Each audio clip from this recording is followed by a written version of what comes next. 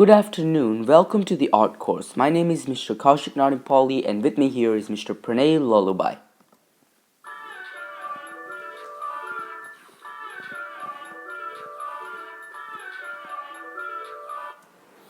Today we're here to talk about an exceptional work or sculpture from the 20th century, also known as the Avant-Garde period. Now, there's a disclaimer before we start for Harsha/Antriksh. Antriksh, you better take notes and pay attention. And this goes for every one of you. Now, this work is the Untitled work that was made in the 20th century avant-garde period by Alexander Calder.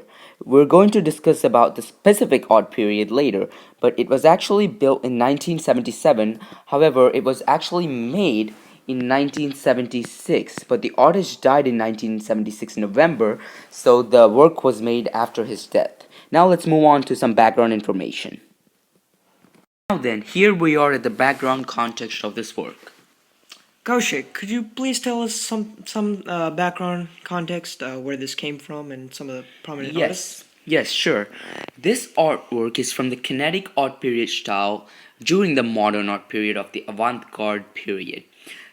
As you can see, this art was made with a specific type of innovation known as a mobile, and you can describe it as a kind of kinetic sculpture made with delicately balanced or suspended components that move in response to motor or even air currents. Art, through its acceptance of ideology in this age, was beyond the time-spatial existence or compression, and this is noted in that the perspective that the viewer relative to his position to the work of art and his personal experience are what determines the visuality and the stylistic features of this art. Now, Mr. Pranay, can you please explain more about the ideology and the perception of the viewer for this art? Right. What you said was interesting. I agree with it, and it was definitely embellished in the modernist period. But the perception of the viewer is what was embellished through this ideology, as emphasized by Laszlo Moholy-Nagy. He was a Hungarian painter and photographer who embraced Walter Gropius, which is this guy right here, his notion of the all-encompassing art. I agree. Who is this one? However, Laszlo Moholy-Nagy was influenced by this ideology, and he was the one who created the time-spatial existence. He was one of the professors at Bauhaus Institute, which which also with pictorial perception, such as what he shows in this work, which is a different type of picture. He also shows some of the technological innovations, such as mobiles, like what Alexander I Calder agree. said. Yeah. So Walter Gropius, he specifically found some institute, as I recall, and he incorporated the ideology surrounding these photographic It was inspirations. the Bauhaus right here. Yes, that's true. He involved these photographic innovations, such as like what was embellished by Nagy in his vision, like in his new vision sentiment of photography, as well as technological and stylism to accommodate the omniperception of every viewer who views the work. So, Kaushik, what do you think the artist, specifically Alexander Calder, his inspirations and his motivations were when he designed the Untitled sculpture? Well, actually, Alexander Calder was heavily motivated, and as you said before, the Moholy-Nagy movement, which displayed the ideas surrounding the work being confronted by an omnipotent perspective of the viewer himself.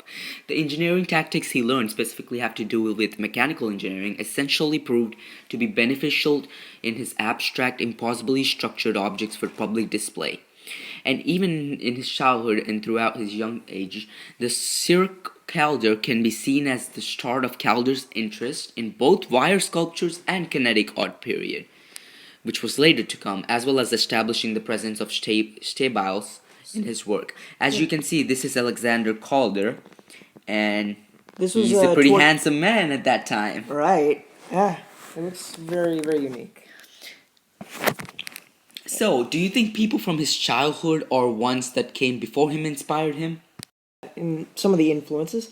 So, I think that people from his childhood, such as his mother, inspired his artistic creativity, but familial tensions in his environment forced him to be dislocated, and as a result, he was forced to be integrated into societies that he didn't want to be part of.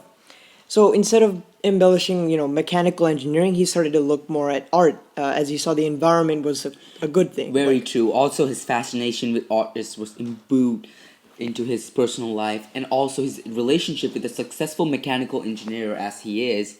And as I already said that before, was the reason for his education on mechanical engineering and what eventually proved viable to him. And due to this, you can also say that he was a person who was very unique, that he used engineering skills and combined them with artwork. Right. This is Piet Mondrian, and he was shown in his studio. This is basically in his studio. That's what inspired him to become a kinetic artist. Like all these influences with this artist, especially with Piet Mondrian. I truly agree. Right. And as you can see, although this is a bit of a disclaimer and it's for people who are not paying attention right now, this is the disclaimer. If you guys are going to be watching this video, then you will get candy after answering the crossword puzzle we're going to give you at the end of this video. Now moving on to the innovations of the artist and how it played a major role in this art period, which is the kinetic art, and also the avant-garde, which is the 20th century art. Kaushik, what were some of Calder's innovations, and how was this showed in 20th century art? Particularly, who are these two people? Well, not only was Calder a mentor for kinetic sculpture, he was also defined a new approach to large-scale outdoor works. With Calder's Flamingo, for example, which was a public sculpture which was assumed lean, sleek proportions with incorporating spatial volumes and consisting of engineering techniques, he no longer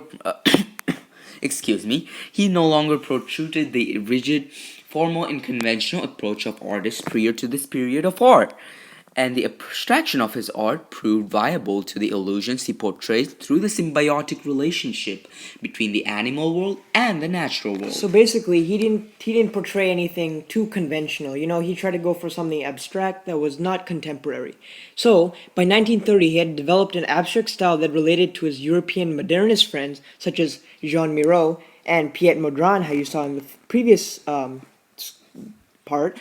But for sculptures like Jean Tinguely, Georges Riquet, De Cerveau, his sculpture in motion and his constructions were at the core of their indebtedness. Here is Jean Tinguely himself. You're talking about his sculpture, specifically referring to Alexander Calder's sculpture. Right, is that right? Exactly. True. And this is Nancy Graves, who offered an alternate interpretation, such as his playful allusions to the forms of nature, his humor, and all of his transformations of building materials into polychrome fantasies. So which were most relevant in his works, as we have seen before. Right, exactly, especially in his mobiles. Yes. Now let's recap over everything we have been through until now. So, this artwork was originally planned in steel, but the sculpture was too heavy, so Paul Matisse translated the design into the aluminum construction, and in modern day, the aluminum honeycomb. As you can see the aluminum honeycomb panels right here, and yes, this is an image, but you can see the visual and the video movement right here, and the aluminum panels and the tubes. And also, here's a better view for you to get more zoomed in. There you go. And moving on, the technological innovation here was very influential because his technological innovations led to the omnipotent perspective of unforeseen by contemporary avant-garde and modernist art. His introduction of mobiles forever changed this art, don't you think? Right, exactly. That and his spontaneity, like he was always abstract, never very clear. True. You can view it right here, All and you can see all of them right here. Exactly, right. And moving on, in conclusion, the additional exploration of actual movement in sculptural compositions, he offered splendid direction in balance and in engineering of shapes into new forms.